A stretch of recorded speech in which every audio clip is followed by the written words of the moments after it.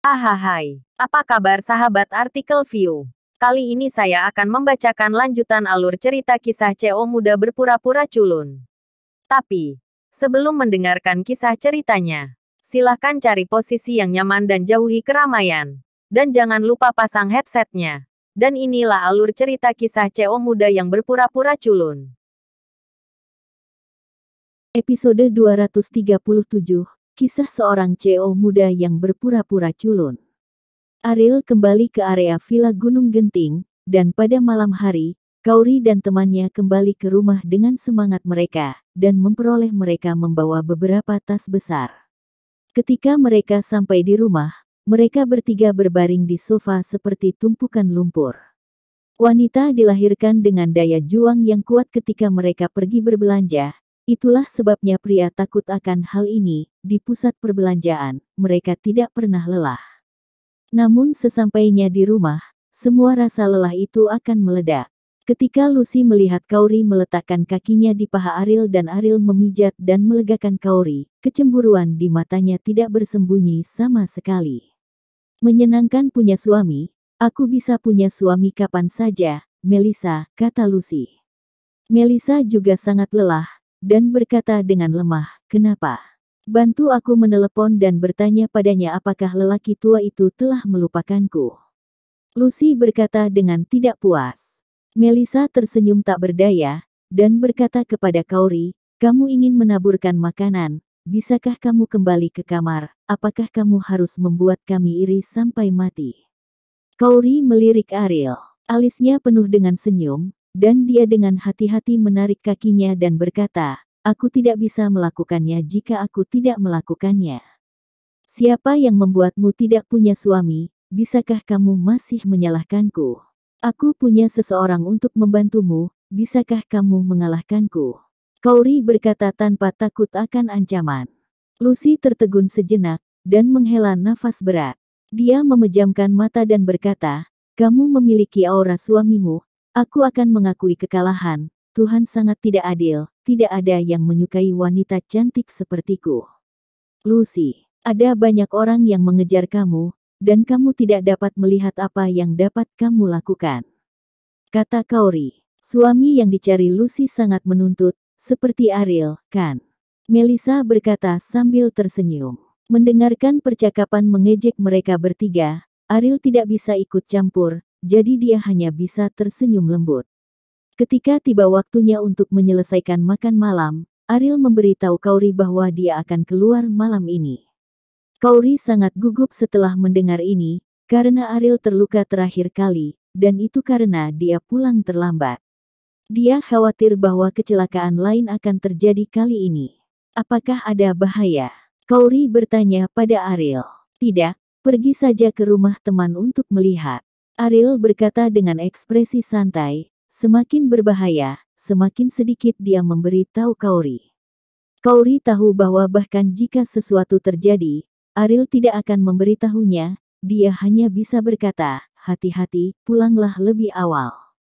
Sekarang ring tinju menjadi semakin hidup.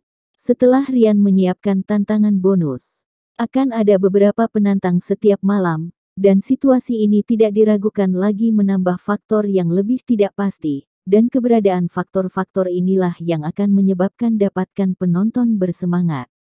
Saya sudah terbiasa melihat triknya. Tidak peduli seberapa antusias petinju di atas ring, itu akan selalu kurang menyenangkan bagi penonton lama. Ketika dia tiba di arena tinju, manajer menemani Ariel dengan gemetar. Meskipun Ariel mengenakan topeng terakhir kali, manajer telah menerima instruksi Rian. Mengetahui bahwa malam ini adalah pria besar, bagaimana dia bisa berani melakukannya? Sedikit lambat. Saudara Ariel, Anda dapat memberitahu saya jika Anda membutuhkan sesuatu. Saudara Rian telah menginstruksikan saya untuk menjaga Anda, kata manajer itu kepada Ariel. Ketika orang itu muncul tadi malam, Anda memberitahu saya. Jika tidak, saya akan menjadi penonton malam ini, kata Ariel. Iya, jawab manajer itu. Pertandingan pertama stadion tinju dimulai pukul 9. Pada saat ini, hampir semua penonton telah memasuki stadion, dan tribun penuh. Melihat kesempatan besar ini, Ariel harus mengagumi otak Ryan. Jika tidak ada tantangan bonus, jika demikian, tidak akan ada begitu banyak penonton. Setelah pertandingan pertama, kedua petarung di atas ring bertarung dengan sangat sengit. Namun, antusiasme penonton tidak terlalu banyak, bahkan banyak orang tidak menonton pertandingan, tetapi mengobrol satu sama lain. Aku tidak tahu apakah orang itu akan muncul tadi malam, tapi dia bahkan memenangkan Ryan.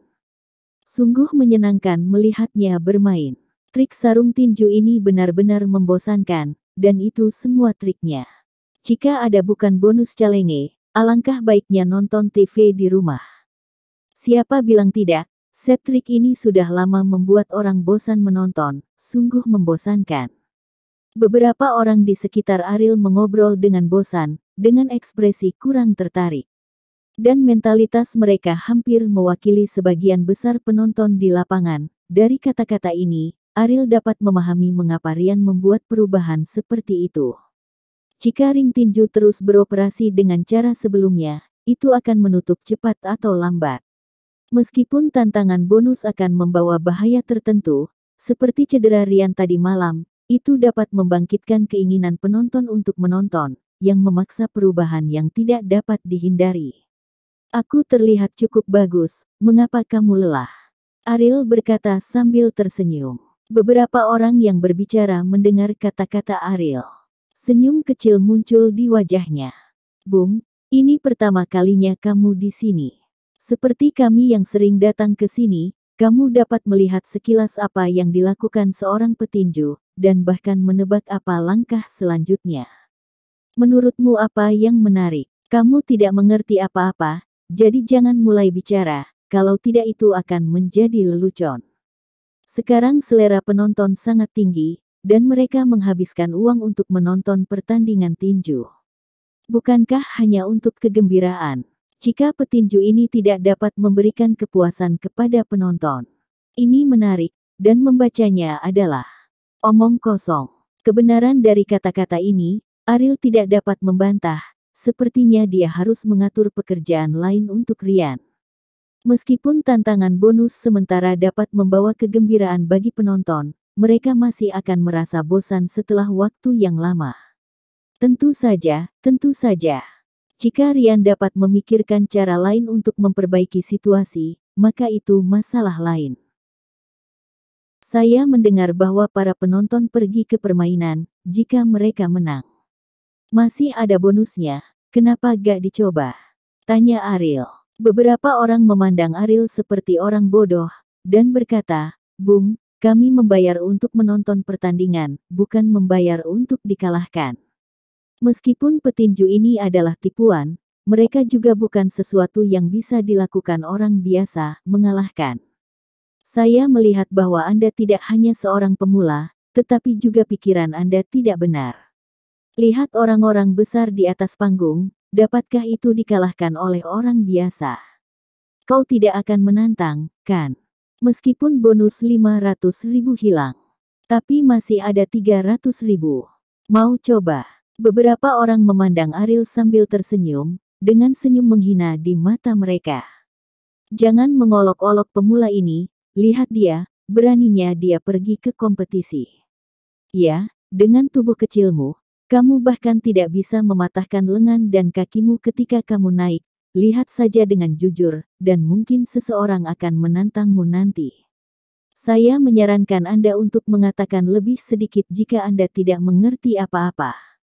Jika tidak, Anda akan dianggap idiot. Kata-kata beberapa orang pahit, tetapi mereka juga memiliki sedikit agresivitas. Mereka tampaknya sengaja mengejar Ariel, ingin melihat apakah dia punya nyali untuk berkuasa. Pada saat ini, manajer belum datang untuk memberitahu Ariel, yang berarti bahwa orang itu mungkin tidak muncul tadi malam. Jika itu masalahnya, itu hanya lelucon. 300.000 itu banyak. Jadi biarkan aku mencobanya. Ariel berkata, Puff, apakah kamu masih membual? Petik 2. Bung, jika kamu punya nyali untuk berkuasa, aku akan memanggilmu bos. Hitung aku, selama kamu punya nyali untuk naik ke atas panggung, tidak peduli apakah kamu menang atau kalah, aku akan meneleponmu. Ariel mengangguk dengan sungguh-sungguh dan berkata, ini milikmu. Aku berkata, jangan lupa, aku tidak keberatan memiliki lebih banyak anggota.